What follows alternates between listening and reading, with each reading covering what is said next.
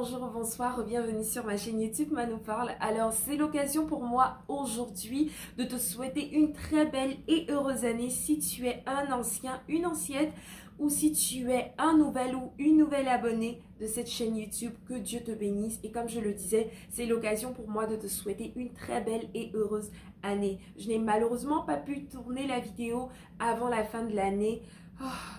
Mais vous comprendrez que le mois de décembre est très busy. Ben, j'aurais dû mieux m'organiser. Mais bref, nous sommes là, nous sommes en vie et je remercie le Seigneur pour ta vie. Je te remercie d'être abonné à cette chaîne. Je te remercie d'être là, de regarder mes vidéos. Et avant de continuer, je t'invite à cliquer sur la cloche de notification pour ne manquer aucune de mes vidéos. Parce que souvent j'entends, mais Manou, je sais même pas que tu as fait sortir une vidéo. Mais oui, c'est normal, tu vas pas savoir si tu n'as pas activé la cloche de notification. N'oubliez pas de liker, de commenter souvent, de me laisser des petits messages et de partager aussi. Vous ne savez pas à qui, ça peut faire du bien. Donc je reviens à mon message de bonne et heureuse année. Je vais lire un passage rapide qui se trouve dans le psaume 32 à partir du verset 10. Alors la Bible dit, beaucoup de douleurs sont la part du méchant, mais celui qui se confie en l'Éternel est environné de grâce. Mais celui qui se confie en l'Éternel est environné de grâce. Pour cette année, je te prie de te confier dans l'Éternel. En l'Éternel, il n'y a rien de meilleur. Il n'y a rien de plus bon que de se confier en l'Éternel parce que c'est notre haute retraite. Parce qu'il est celui-là qui nous garde. Il ne sommeille ni ne dort, celui qui veille sur son peuple. Notre Dieu ne sommeille ni ne dort. Il est avec toi. Alors si tu te confies en lui, la Bible dit, mais celui qui se confie en l'Éternel est environné de grâce. Je prie que tout au long de cette année, tu apprennes à te confier en l'Éternel et que sa grâce ne te quitte pas. Alors c'était ça mes meilleurs vœux pour toi, que la grâce de l'Éternel t'accompagne. Sois enflammé pour l'Éternel, n'aie pas honte de partager ta foi, expose ta foi. Si tu veux commencer une chaîne YouTube, sois sûr que tu es conduit par l'Esprit. Commence la chaîne YouTube, partage, fais n'importe quoi, mais parle de Dieu aux gens. Jésus t'aime et puis voilà, j'espère que tu vas continuer à être abonné à cette chaîne et qu'on va grandir ensemble. Alors aujourd'hui, qu'est-ce que nous avons au programme? Oh, avant de donner le programme, l'intro.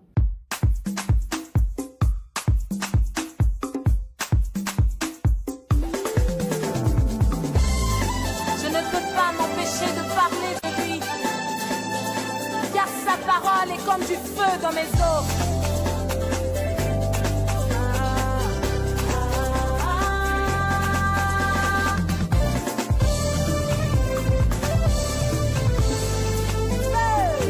Revenu, donc je vous donne le programme, je vais vous donner quelques updates concernant ma vie. Donc actuellement je suis où, ce que je fais et puis je vais vous donner des conseils juste après par rapport à si vous envisagez de quitter votre pays d'origine pour aller étudier à l'étranger. Donc des conseils qui vont vous aider surtout par rapport à la foi.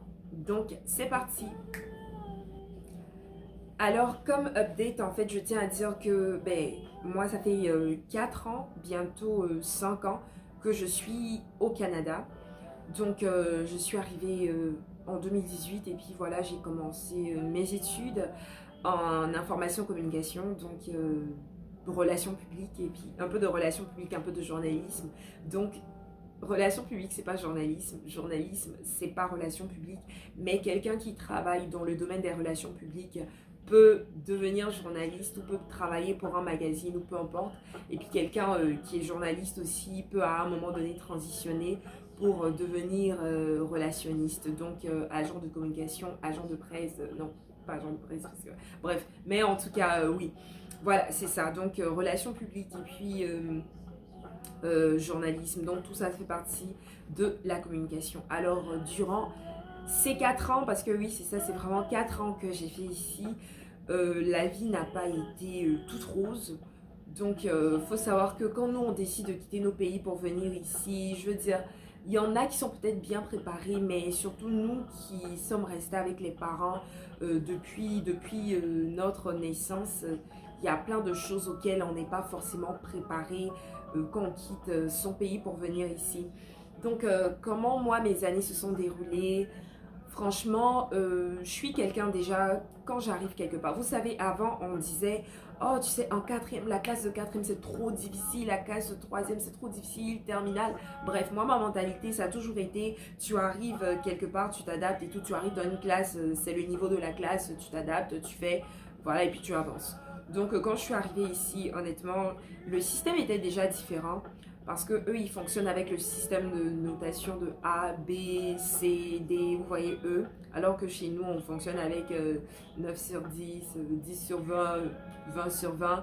Donc ici, c'est pas vraiment la même chose. Donc quand tu arrives aussi, tu fais face à le choix. Tu fais face au choix de ton emploi du temps. Donc tu peux choisir ton propre emploi du temps, tu peux faire tes horaires, tu peux travailler, donc tu deviens vraiment indépendant par rapport à tes études. Tu peux choisir les cours, c'est vrai qu'il y a des cours qui nécessitent des préalables, mais tu peux choisir les cours que tu veux, cours de première année, deuxième année, ça dépend vraiment de toi. Donc, tu es vraiment livré à prendre tes propres décisions par rapport à ce que tu veux faire, par rapport à comment tu veux avancer dans ton année scolaire. Donc, ça fait qu'il y a des gens qui ont des programmes de 4 ans, mais qui les font en 5 ans ou en 6 ans. Puis, il y en a qui ont des programmes de 4 ans, mais qui arrivent à le faire en quoi, 3 ans et demi.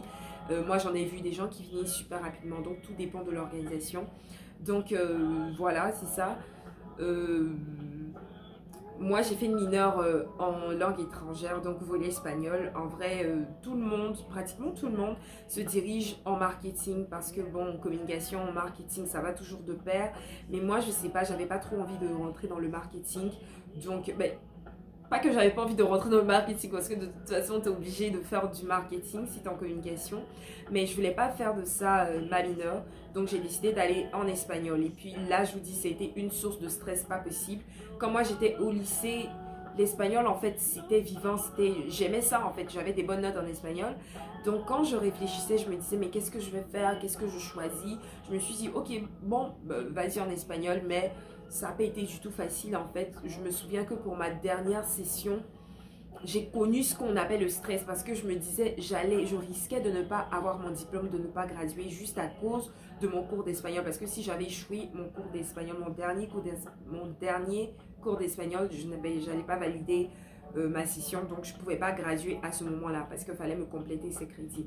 Donc j'ai vraiment, je vous dis que j'ai eu le genre de stress en fait qui te cause des maux au ventre, donc des douleurs au ventre pas possible.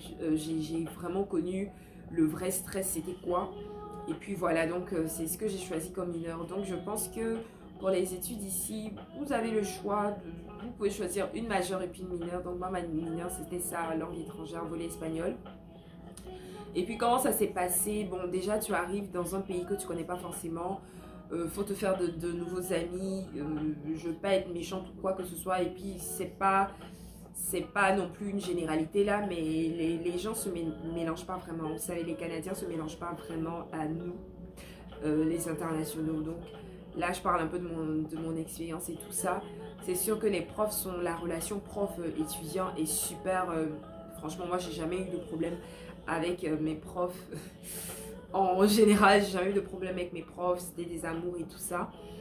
Mais côté inclusion, côté intégration, franchement, il faut aller vers les Canadiens. Et puis, c'est pas juste vous saluer en classe là. Parce que moi, je vous assure, vous saluez en classe, puis vous sortez, ils font comme si si te connaissent pas. Donc, bref, mais tu peux t'intégrer, participer à des activités. En tout cas, tu peux t'intégrer, mais je veux dire que se mélanger là, c'est pas très facile. Donc, on finit par rester entre nous. Donc, les gens nous qui venons de l'Afrique ou les personnes qui sont noires, les Maghrébins aussi, les Français aussi sont super chill. Donc, on arrive à se mélanger avec eux, etc. Donc, durant ces années-là, honnêtement, 4 ans au Canada, j'ai connu beaucoup de choses. Donc, franchement, je me suis formée, j'ai découvert en fait, déjà vivre seule, ça t'apprend beaucoup de choses là, ça t'apprend vraiment beaucoup de choses que tu vas pas forcément apprendre quand tu restes chez toi avec ta famille. Mais ça m'a permis de grandir, de me développer, de me forger moi-même en tant qu'individu. J'ai rencontré quoi, dépression, tu te sépares de certaines personnes qui sont super chères à ton cœur. tu éprouves le stress et tout, la peur des choix, des cours et tout ça, tu passes pas beaucoup d'affaires en fait. Genre, juste le dire comme ça, on dirait que il n'y a pas les choses qui viennent rapidement dans ma tête, mais je vous assure que c'est vraiment pas facile. C'est pas facile d'être loin de sa famille, surtout si tu retournes pas chaque vacances, donc tu restes dans un pays comme ça. En plus, il y a l'hiver, oula, ça c'est un autre truc encore, l'hiver. Mais c'est pas facile. Mais moi, je tiens à être reconnaissante à Dieu parce que jusqu'à la fin, je me rends compte que ça a été la grâce de Dieu. Donc, Dieu m'a beaucoup soutenue. Mais durant ces 4 ans au Canada, en fait, ce que je peux dire, c'est que j'ai grandi. J'ai vraiment grandi. Ma relation avec le Seigneur est devenue beaucoup plus forte. J'ai fait beaucoup d'expériences. Et puis, c'est que le début. Voilà, j'ai lancé ma chaîne YouTube. Je pense pas que si j'étais encore en Côte d'Ivoire, c'est quelque chose que j'allais faire et tout. Mais voilà, j'ai lancé ma chaîne YouTube et puis je suis là. Donc, ces 4 ans au Canada n'ont pas été faciles, mais je m'en suis sortie. Dieu a été bon pour moi. Il a placé des personnes sur mon chemin, des amis, des familles que je tiens vraiment à remercier du fond de mon cœur. Donc, la famille Yao, la famille Afran, franchement. Donc, voilà. C'est ça pour les 4 ans que j'ai fait ici au Canada. Je ne sais pas si j'ai donné assez de détails, mais c'est un peu ça. Donc, je vais vous donner des conseils maintenant. Si vous voulez quitter votre pays d'origine pour venir étudier dans un autre pays. Donc, voilà. Le premier conseil que je peux vous donner, en fait, c'est de vraiment prendre le temps de bâtir une relation avec le Seigneur parce que, vous savez, vous arrivez ici, vous rencontrez de nouvelles idéologies, vous rencontrez des personnes qui pensent vraiment à l'opposé de vous, qui ont des valeurs différentes des vôtres, qui ont une culture différente de la vôtre. Même du côté du langage, c'est différent. Fait que vous arrivez ici, vous faites face à beaucoup de choses nouvelles, donc votre foi est en danger. Je vous assure, votre foi est en danger. Donc, si dans votre pays d'origine, vous n'avez pas pris le soin de construire une relation forte avec le Seigneur, quand vous arrivez ici, c'est fort probable en fait que vous passiez par un temps de « oh là là, on délaisse la foi complètement ». Il y en a qui se perdent complètement, qui ne reviennent pas. Et puis il y en a, Dieu merci, par la grâce du Seigneur, ils finissent par se ranger, revenir à Christ. Mais c'est la jungle. C'est vraiment ce que je vais dire, c'est la jungle. Donc prenez le temps de bâtir une relation solide. Ça, je veux dire, votre relation ne sera pas forcément parfaite parce qu'on grandit, on va de gloire en gloire. Mais prenez le temps de construire une relation assez solide, en fait, de faire vos propres expériences avec le Seigneur avant de quitter votre pays d'origine. Deuxième conseil que je peux vous donner, c'est de... Le deuxième conseil que je peux vous donner, c'est de vraiment prendre le temps de faire beaucoup de recherches sur le pays dans lequel vous venez. Regardez pour voir s'il y a une église, quel genre d'église il y a ici.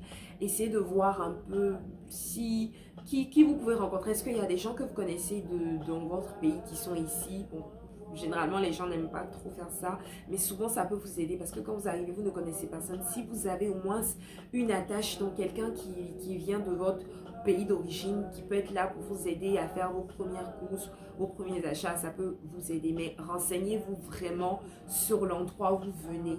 Donc, regardez des vidéos sur YouTube, ça peut vous aider. Essayez de voir quels sont les domaines qui payent, qui rapportent. Donc, quels sont les domaines, en fait, quels sont les domaines dans lesquels les gens recherchent de la main-d'œuvre dans le pays dans lequel vous allez. Donc, essayez de vraiment faire ces recherches-là.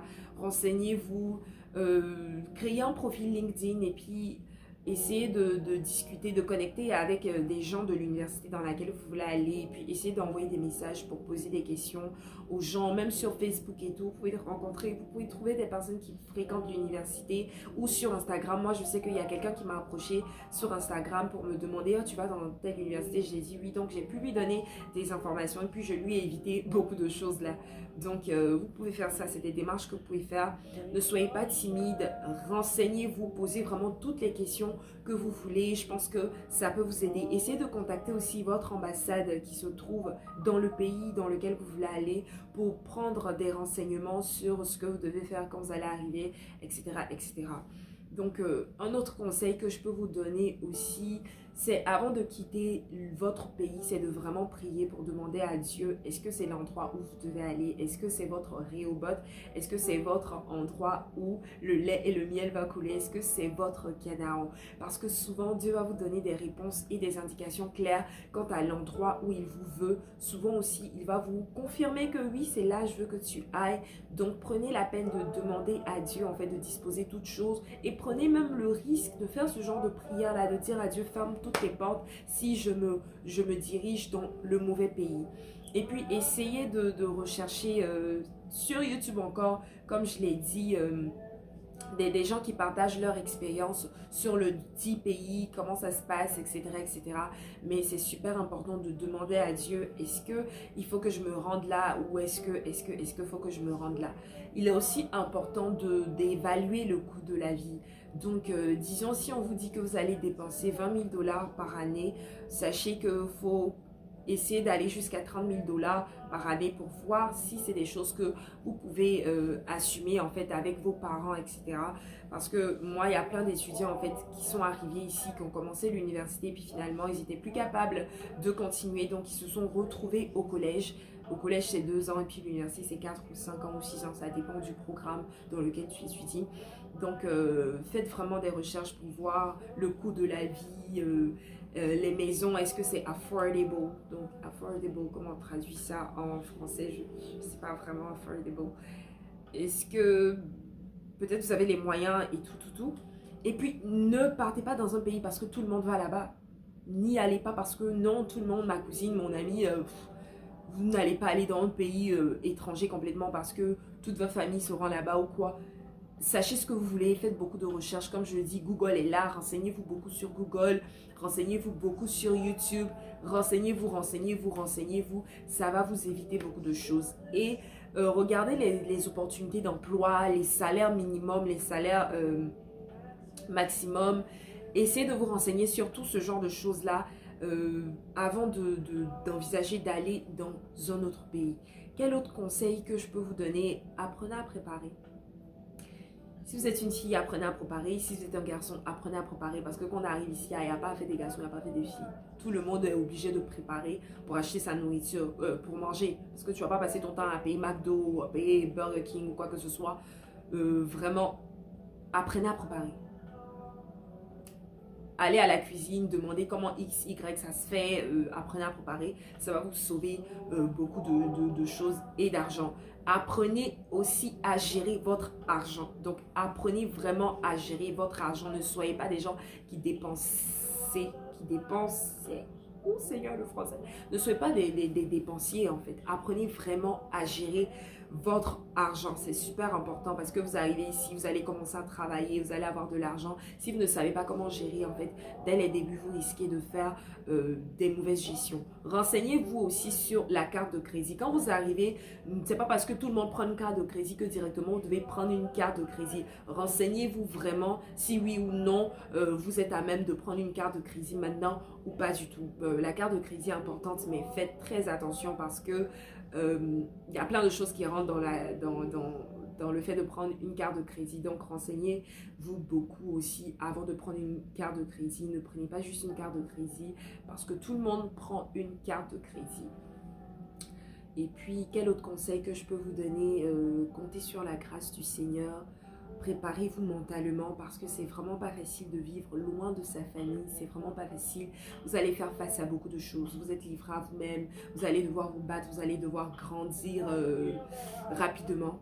Donc armez-vous de courage, je le répète, prenez le soin de bâtir une relation avec le Seigneur et puis moi je pense que tout va bien aller, pour vous et puis voilà. Si jamais vous avez des questions, d'autres questions en fait, même pour venir au Canada et tout, je vous laisse mon adresse courriel et puis mon Instagram. Vous pouvez m'ajouter et puis me poser des questions et puis je vais essayer de répondre comme je le peux. Voilà, donc c'était tout pour la première vidéo de l'année. Donc juste une vidéo chill, partager un peu avec vous ce que je fais, ce que j'ai fait ici au Canada, ce que j'ai fait comme étude, c'est comment que la vie a été, voilà quelques conseils et puis mes meilleurs vœux encore. Donc c'était tout pour la vidéo d'aujourd'hui. On se retrouve la prochaine fois pour du contenu qui ressemble vraiment plus à ma chaîne, donc du contenu basé sur la foi. Que Dieu vous bénisse et puis on se retrouve à une prochaine. Ciao, ça m'a fait plaisir de vous voir et d'être avec vous et de filmer cette vidéo, ça faisait super longtemps. Je vous aime et puis à bientôt.